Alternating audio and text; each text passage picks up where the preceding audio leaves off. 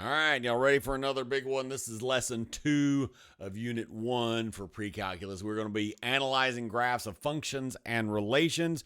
We're going to talk about some different vocabulary bits. We're going to look at a lot of pretty pictures, and then we're going to be done. So we're going to start out by kind of looking at if we are given a graph without its equation, finding its domain and range. So if we have something like this, and we're going to write all of our domains and ranges in this particular video, this particular lesson, using interval notation. We learned about interval notation and we learned about set builder notation last lesson. In this one, we're going to do all of these examples in interval notation. So if we want to find the domain and range of this graph, remember that domain is what x can be. So we're talking about left to right. And range is what y can be. So we're talking about up and down, right? Now, we always go low to high when we're listing these. Always, always. So for the domain part of this guy, we would find the leftmost place on this graph. Now, there's no numbers listed here on this graph, so we can assume that we're counting by ones. If we weren't counting by ones, then it would be listed differently. It would be listed, the numbers would actually be listed on there. So this is negative 1, 2, 3, 4, 5. So the leftmost place is right here, right? So negative 5. And it looks to be like it's including this negative 5, right? So it's including that. So it goes from negative 5, including. Now, it goes all the way. We've got an open circle there, so it doesn't actually include that spot. So that would be negative 3. So it goes all the way from negative 5 to negative 3, not including negative 3. Now, to hit the next part, what do we have to add? We have to add a union, not an onion, a union, right? A union in there, and then we pick up where we left off. We're going from negative 3 again, still, not including negative 3. And then we're continuing on. Sometimes my 3s go a little crazy. It happens. Just does. From negative 3, and it keeps on going forever and ever that way. What's forever and ever that way? Well, that's positive infinity. So we're going from negative 3 to positive infinity, and we never include infinity. I think I'm going to move this up so that it's on top of there. Now that looks better. Looks much better. Okay. So that would be the domain. Now the range is kind of a little bit trickier, actually, on this particular example. Let's see why. So the lowest point is definitely this. So that's negative 1, 2, 3, 4, 5. Again, negative 5, negative 5.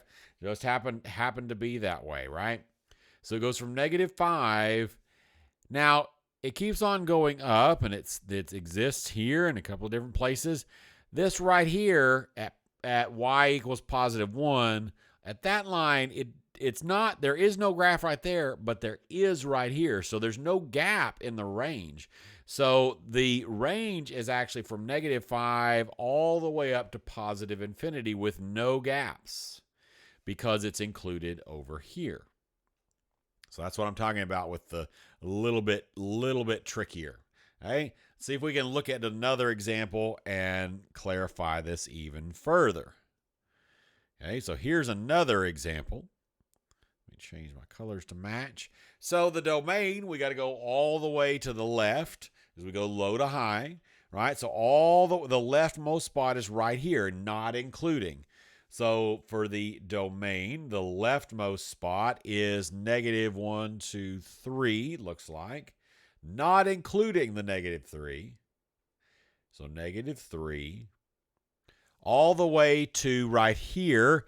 This is open in both of these spots, right? Open here and open there. So the domain doesn't exist there. There's a gap in the domain again. So it goes all the way to 0, not including 0. And then the union of 0, not including 0. And it keeps on getting bigger and bigger. So that would be to positive infinity, right? Now the range, remember we go to low to high. So we start the lowest most point. Well, the lowest most point is way down there, which would be negative infinity, right? So it goes from negative infinity to up to right here. So up to 0, negative infinity to 0. And then the union of, now this one is really interesting. This one, it goes all the way up to 1, 2, 3, 4, 5, but it's only at 5. It doesn't go any higher than 5 or any lower than 5. So we would say including 5 just on both ends, right? So it's just including 5. So it goes from negative infinity to 0 and then just at 5. Does that make sense? I hope so. If not, let me know down in the comments or in class. Okay, so the next thing we're going to look at is we're going to look at finding the y-intercepts of a graph. Let me clear off some of these bits and this thing, and let's stick some other instructions on there. Okay, so we're going to use the graph. We're going to have some graphs on here, or a graph, and we're going to find the approximate y-intercepts. And then we're going to find the y-intercepts algebraically. Did I? Yeah, good. Okay. I didn't label this right on my example, so had slight confusion. But I'm back. I'm good. It's okay. All right, so let's do this one as an example. So we have this red graph right here, and we are going to add a layer so I can draw. We're going to, first of all, we're going to approximate where the y-intercepts are. So we're looking at where this graph crosses the y-axis. So we're looking at right here, right?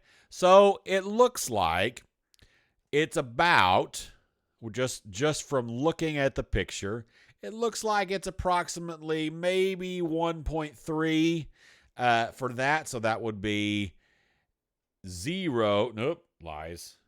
1.30. Now, it's worth noting that I graphed this. Now, it's, well, okay, so there's two things worth noting. One is this is a point, right? This looks like interval notation, but this is just a point. We're not talking about the domain or the range. It's talking about the point. Now, that gets confusing a little bit, so you have to make sure in context what we're talking about. Second thing is I drew this picture. And so it could be a little bit off based on my drawing, right? And so we're going to find out whether that's true or not. So the y-intercepts, where are the y-intercepts and how do we find those? Well, what we do is we figure out where, if we set 0 in for the y or the f of x, what x turns out to be.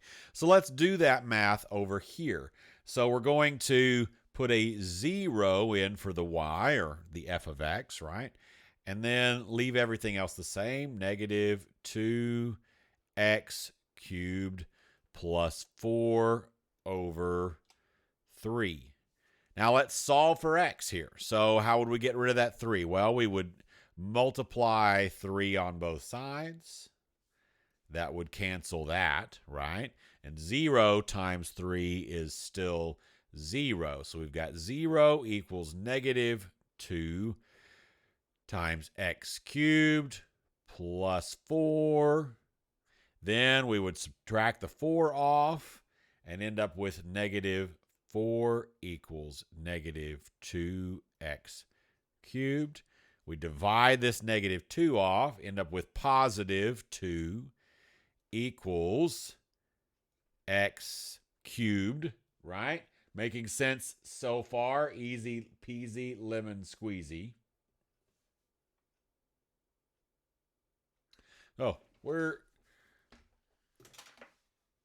no wonder. Yeah, this is going to give us the x-intercepts. That's true, but that's not what the instruction said. But I'm going to roll with it anyway, because why not? We'll call this a blooper and extra learning and whatever else.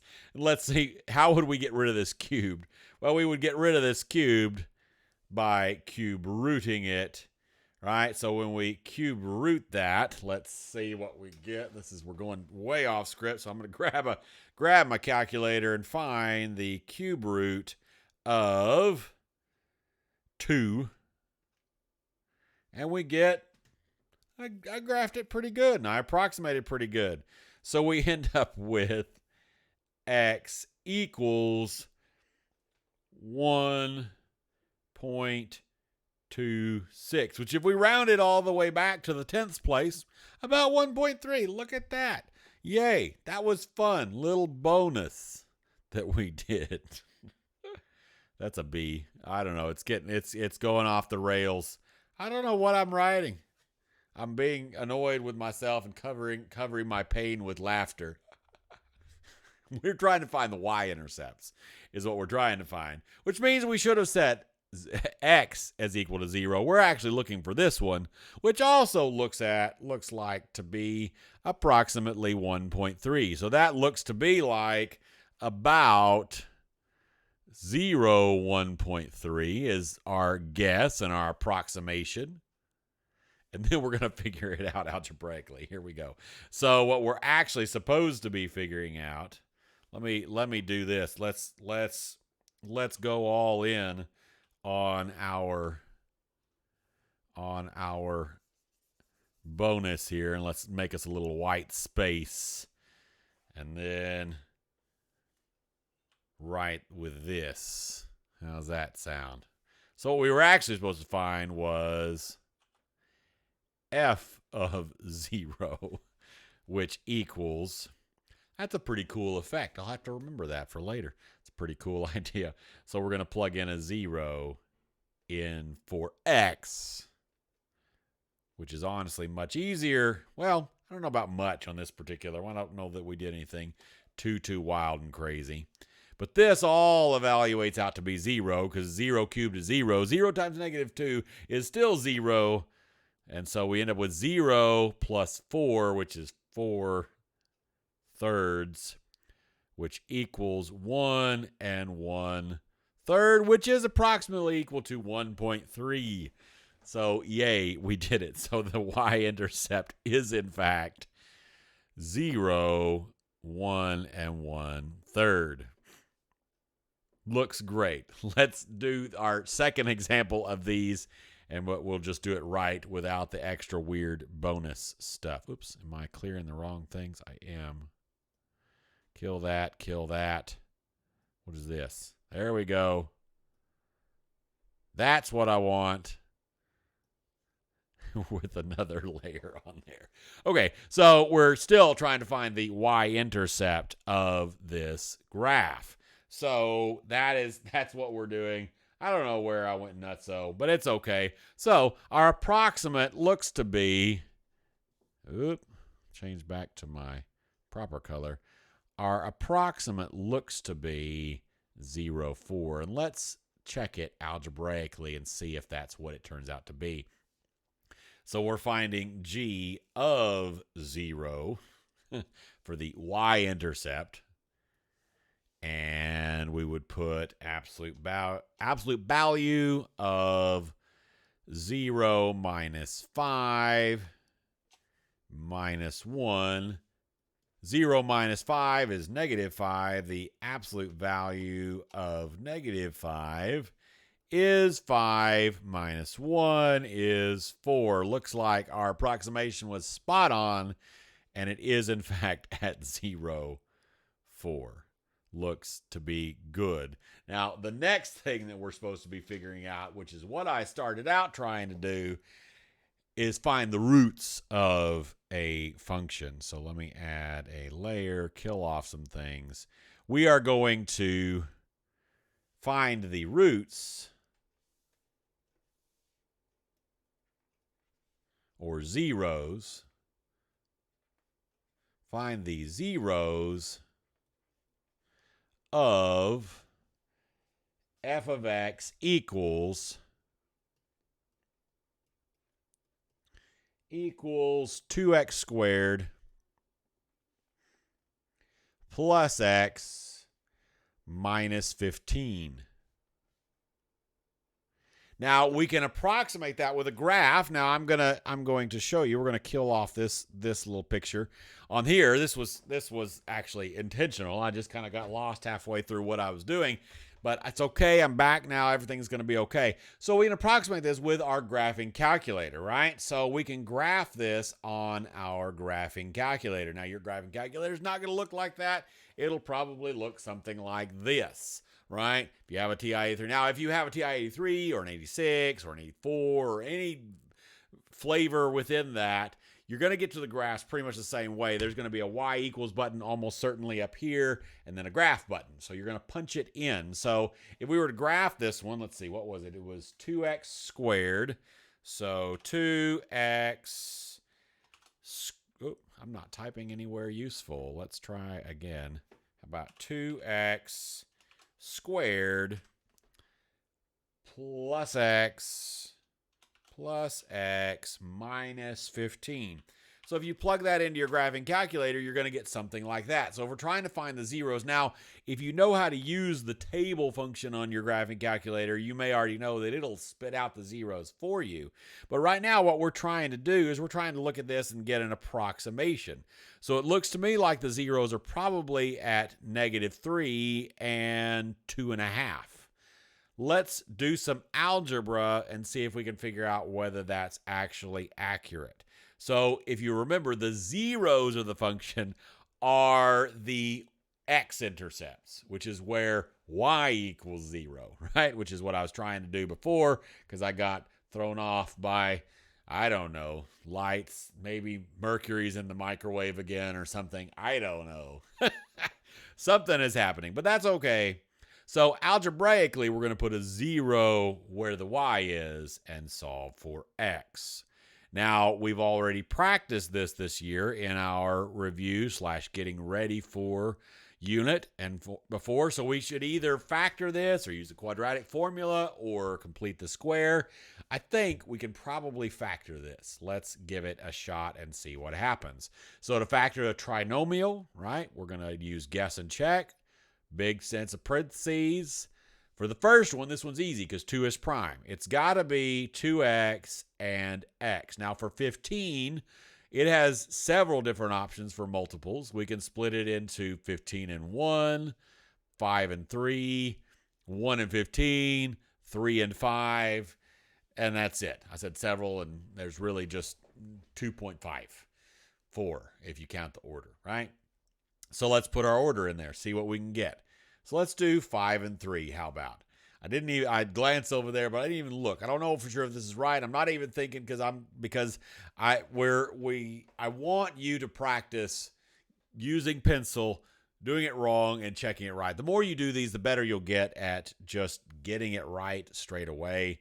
But let's see what happens. So 5 times 1 is 5. 2 times 3 is 6. Can we add or subtract these to get a positive 1? Well, yes, we can. We can put negative here and positive here. We follow our nose, put a negative, follow our mouth, put a plus. This factors into 0 equals 2x minus 5 times x plus 3. Then, of course, we can split these two baby equations, split it into 2x minus 5 equals 0, and x plus 3 equals 0. So this one, when we add 5 to both sides and divide by 2, we end up with x equals 5 halves. This one, when we subtract the 3 off, we end up with x equals -3. So we ended up with x equals 2.5 and -3. So when we go back to our graph, that's exactly what we predicted. It looked exactly like what we expected it would look like. We were able to predict it, and we were able to prove it algebraically. Yay. Happy day is here again. Now, there are 2 more things we're going to talk about as far as ways to analyze. We talked about finding the domain and range of a function, which is super, super important, especially the domain, but both are very, very important. So we talked about that. We talked about how to find the y-intercepts, if we put the 0 in the right place. Y-intercepts, we put 0 in for the x and solve for y. For the x-intercept, or the zeros, we put a 0 in for y and solve for x, right? We can do the graph on our graphing calculator. We can check it and see what it looks like, and then we can test it algebraically or prove it algebraically that it is right. The next thing we're going to look at is looking at symmetry. There are 3 types of symmetry for graphs. Whoops. Click on what I'm doing. symmetry. So there are 3 different types of symmetry. We can have vertical symmetry, which is symmetry across the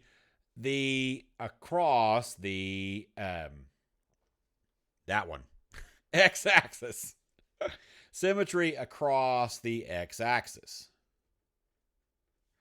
The x-axis. And it would look something like this, where we had maybe this graph.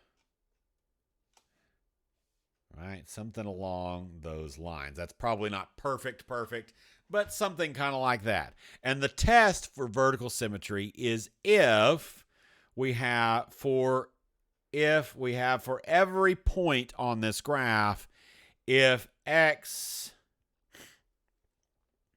y is the same. Sorry, I'm trying to sanity check so I don't write anything weird. And we don't break things in the middle, because we all know when we're recording stuff, we can accidentally say things backwards. So anyway, if for every x, y, it is the same as x negative y, which makes sense, then it's symmetrical across the x-axis. So if we've got up here for this x, it's the same, the y's are the same up and down, then it has vertical symmetry, has x symmetry across the x-axis. Now this is worth noting. Remember, in the title, this was analyzing graphs of relations and functions. If a graph has symmetry, vertical symmetry, or symmetry across the x-axis, then it's not a function anymore, because it fails the vertical line test, right? Now, if we have a graph that has horizontal symmetry, you probably could have guessed that being the next. And you could probably guess the test for it as well. That would be symmetry across the y-axis. Okay, so it would look something like this. Whoop, stop it. Something like this. It's probably vaguely close. The test for that would be for every point x, y on that graph, it would be the same as negative x, y. Right? So for every y part, right, the positive and negative versions of the x are the same. This would be a function if this is true, right? Now the last one is symmetry around the origin. Okay? So an example of something that would be symmetric about the origin. This one I'm going to do my best to kind of draw a sketch and do what we can do. Something kind of like this. This one I'm not going to draw as perfectly. I could probably graph using the graphing calculator software and get a better look. But we'll look at that. In fact, we're going to look at another type of graphing solution. If you don't have access to a graphing calculator, if you just have online, then a way to do that, which we'll look at here in just a minute. Sorry, my throat is still scratchy. Now this one, it combines both of these, basically. So for every point x, y, it gives us negative x, y. So if we can flip both of them and it's still on the graph, then it is symmetric about the origin. Sorry, I kind of ran out of space there. Let's look at a couple of examples of these, and we'll show you some graphs and then how to test it algebraically. It's actually probably easier than what we've been doing. So this is example number, I don't know, but this is, I'm going to label it an example. If you're numbering your examples, then you're welcome to label it wherever it lives. That's okay. So we're going to test the symmetry of x minus y squared equals 1. All right, so we're going to use a different graphing program to kind of predict whether it's symmetric about the x-axis, the y-axis, or about the origin, or none of the above. We're going to use an online graphing calculator called Desmos. Desmos.com. It's a great resource, even if you have a graphing calculator where either you got one of these guys or one of those guys or something else entirely. Desmos is still a great resource to test things in graphic, because it's really a pretty nice, just the graphing part of a graphing calculator. So what we were going to graph, let's see, was x minus y squared equals 1. So it looks like that. So it looks like, when we're just looking at this graph, if we look at the graph over there, right there, then it looks like it's symmetric across the x-axis, and it's not a function, right? It's definitely not a function. We can tell that for sure. So let's test this algebraically and see what happens. So to test it algebraically, what we need to do is we need to figure out whether this is the same as if we plug in a negative in for y. So does this equal x minus negative y squared equals 1? Does it or does it not? Well, that squared, when we clean it up, just turns it positive. So it does, in fact, equal the same thing. Those do equal, because this would still be y equals, or x minus y squared equals 1. So this is symmetric. I don't know what I'm writing. Symmetric across the x-axis. Okay, let's do another one. So next one example. I've abandoned trying to keep up with numberings on this video. You do you. So the next one is going to be x y equals 4. This one we'll do on the graphing calculator. That way we see all the different options. On this TI Inspire CX, the way you get to this guy, I've got some old graph. Let me kill it off real quick and go up here and kill that off. Oops. Equals. But we're going to actually do a relation and see what happens. So we're going to do xy equals 4. Enter. Sure. No. LOL. New document. Kill this off. Nope, don't save it. We don't want this either. Kill it off. No. Give me a new thingy, my bob. New graph. Computer size. I want a relation. There we go. We did it. XY equals 4. No, I don't want to create a slider for that. What are you doing? Why do you keep doing this to me? You did this earlier. You did it just fine. Why are you being crazy-fied?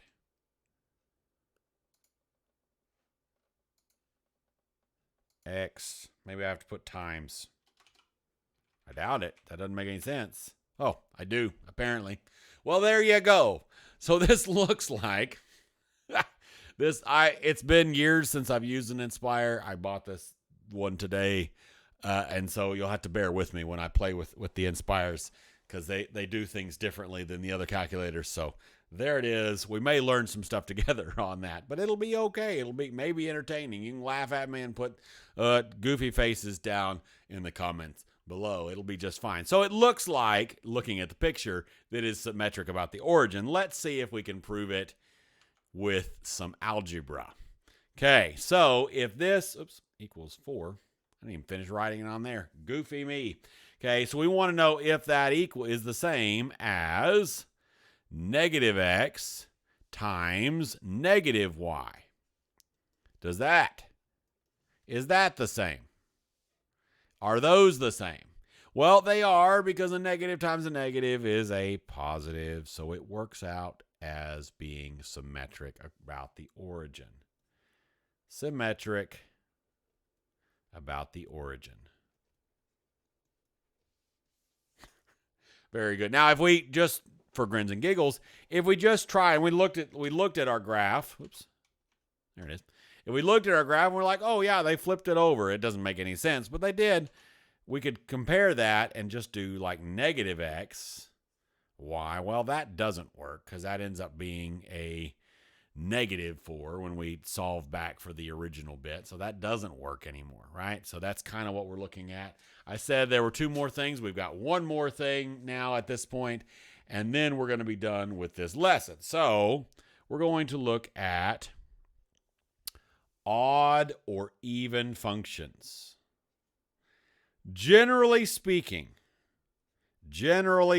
now there are some, we're going to see some examples where this is not this is not true, but generally speaking, and this is what I want you to get in your head, and this you're not going to necessarily get from a pre-cal book, and you're not necessarily going to get from a college class. What is that? Hold on. Pause thing. Something is happening on my. It was not remotely what I thought it was, but I'm back now.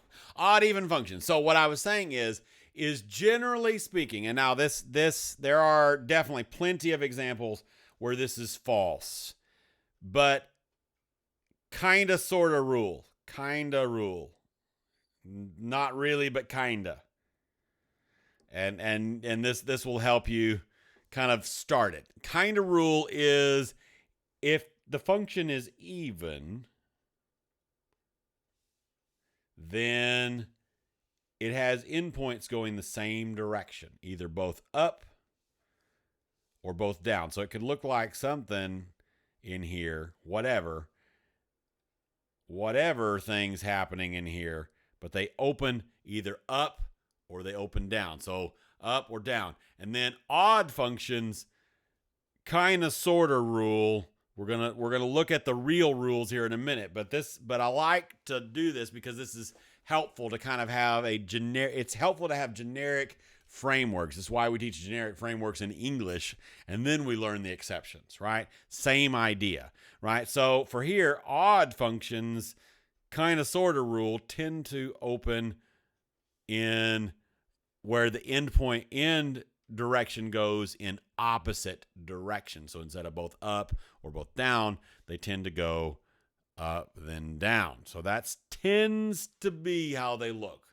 We're going to look at the real rules here very soonly, but kind of stick those in your head as kind of sort of rules to kind of help you get a clue before you do things, because it's really useful. And you'll find this a lot in pre-cal and then later in calculus. If you have kind of a general sense of what to expect, it makes a lot easier. You saw that kind of on what we were talking about just a minute ago. We were talking about symmetry. If you kind of get a basic idea, then we kind of narrow down what we have to test. We don't have to test all the cases. We just have to we start with the most likely and then move our way out. Okay, so the real rules are this. For even functions or relations, this is the rule. Here we go. For every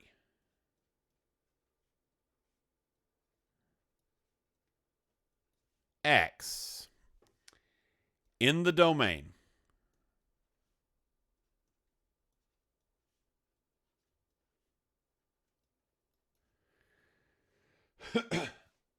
of f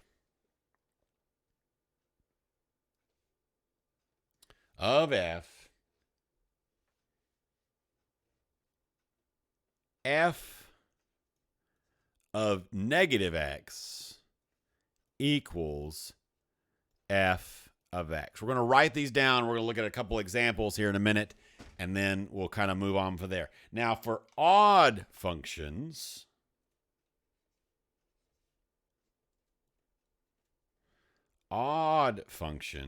for every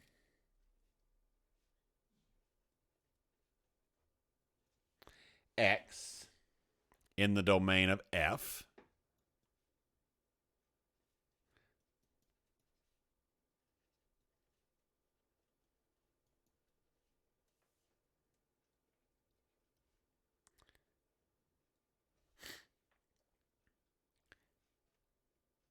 f of negative x, equals negative f of x.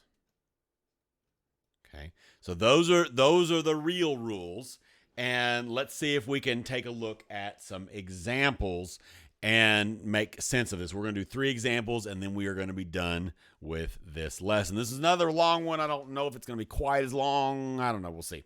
About to find out. I don't know. We had some extra weirdness in there along the way. So, example 1 of this type of example, but I don't know what example number it is for the whole video. So however you want to number your examples, of course, is fine. So we want to find out, is this odd or even? F of x equals x cubed minus 2x.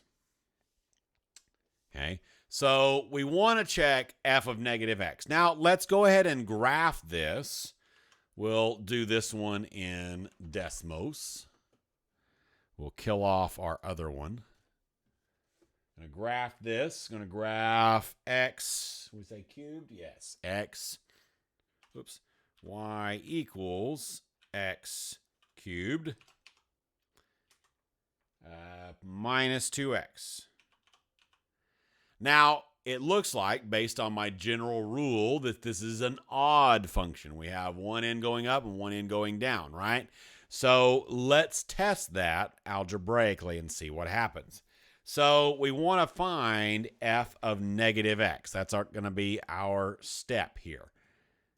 Basically always for odd even. F of negative x equals negative x cubed minus 2 times negative x.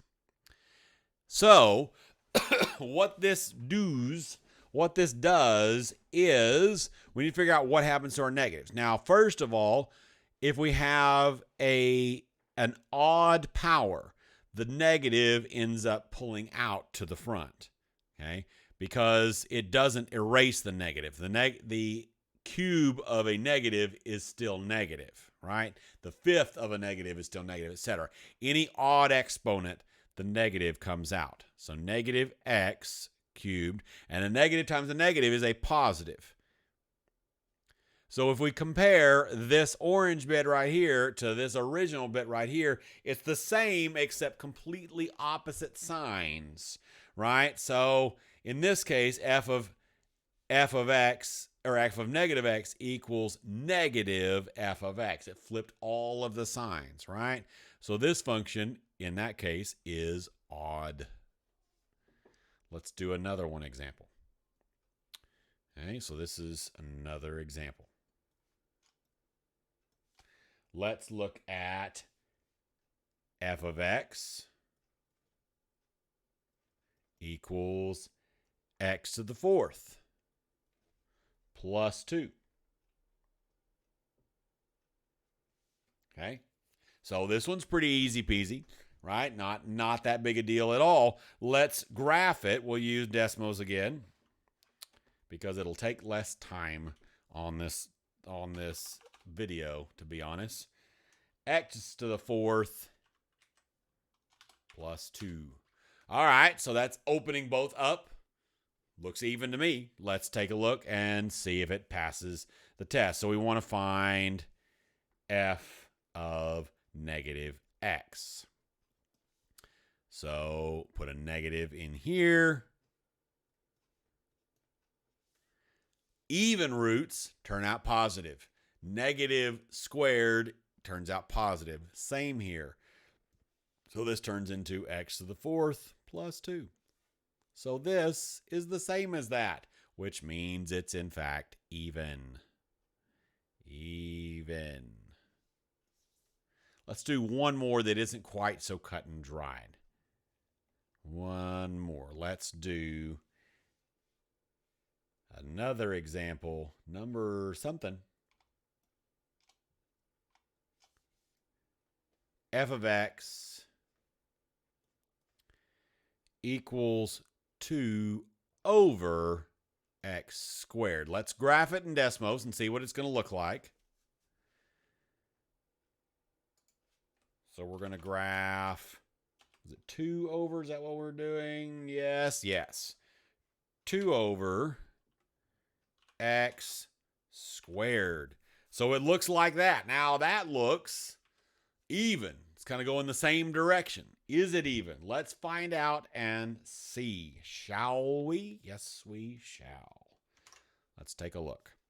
So we want to find f of negative x, which equals 2. I didn't change colors. Sorry, it's in the video. It's running out of steam here on these long videos.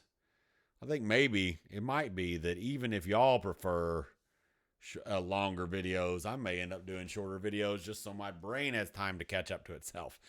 Negative here ends up turning into, this squared ends up turning the negative into a positive. So this ends up being the same. So it was in fact even. So this is an even function. I'll change colors here at the end just to mess with somebody out there, because why not? There you go. If you're one of my students, I'll see you in class. Do your homework, all of those things. If you're not one of my students, thanks for joining us. Let us know how else we can help you with math, science, or general homeschooling. And hit the like button and subscribe button and all the things. We shall see you later. Bye-bye.